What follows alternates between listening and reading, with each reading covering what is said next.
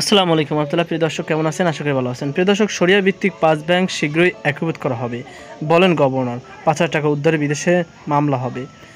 বাংলাদেশ ব্যাংকের বিবি governor doctor Ahsan H Mansur বলেছেন, আর্থিকভাবে সংকটে থাকা শরিয়া ভিত্তিক 5টি ব্যাংকে একীভূত করার প্রক্রিয়া চূড়ান্ত পর্যায়ে রয়েছে।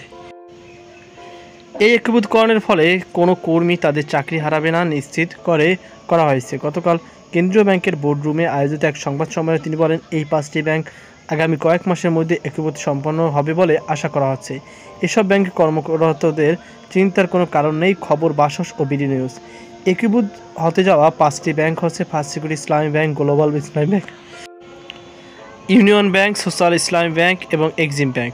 গভর্নর বলেন, আমরা আশা করি আগামী সরকার এই প্রক্রিয়া এগিয়ে নেবে, কারণ এটি একটি চলমান প্রক্রিয়া। 5,000 টাকা উদ্ধারে বিদেশে মামলা। 5,000 টাকা উদ্ধারে দেশের আদালতের পাশাপাশি বিদেশেও সরকার মামলা করবে।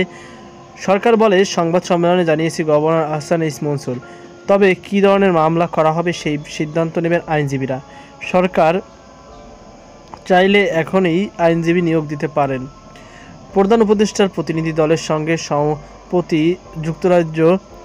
যুক্তরাজ্য সফর করে আসা আহসান মনসুর দেশটির বিভিন্ন সংস্থার সঙ্গে পাচার করা অর্থ উদ্ধার নিয়ে ব্যাপক আলোচনা হওয়ার কথাও তুলে ধরেন।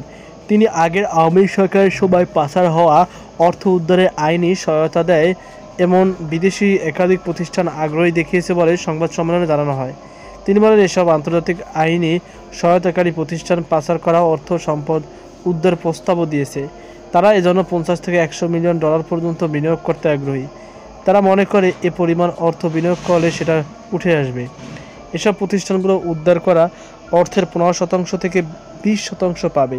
তবে চূড়ান্ত পরিমাণ আদায়ের অর্থের পরিমাণের উপর ভিত্তি করে নির্ধারণ করা হবে। তিনি বলেন, 5,000 টাকা উদ্ধারের ধাপে ধাপে এগোতে হবে। চূড়ান্ত রায় না পেলে সম্পদ উদ্ধার করা যাবে না। তাই যথাযথ তথ্যপত্র সংগ্রহ করে আদালতে দেওয়ার জন্য তৈরি করতে হবে, যাতে বিচারিক প্রক্রিয়া এসব সম্পদ আদায় করতে পারি। আদালত সিদ্ধান্ত নেবে আমরা যেটা দাবি করছি তা সঠিক কিনা। আরেকটি পদ্ধতি আদায় করা যায়, তা হলো এডিআর, বিকল্প বিরোধ নিষ্পত্তি পদ্ধতি। সেখানে একটা প্রক্রিয়া আছে, তা নিয়েও আইনজীবীরা আলোচনা করবে। তো প্রিয় দর্শক, এই ছিল আমার সর্বশেষ আপডেট। এ নিয়ে আপনার কি মতামত অবশ্যই কমেন্ট জানাবেন। সকল আজকে পর্যন্ত আল্লাহ হাফেজ।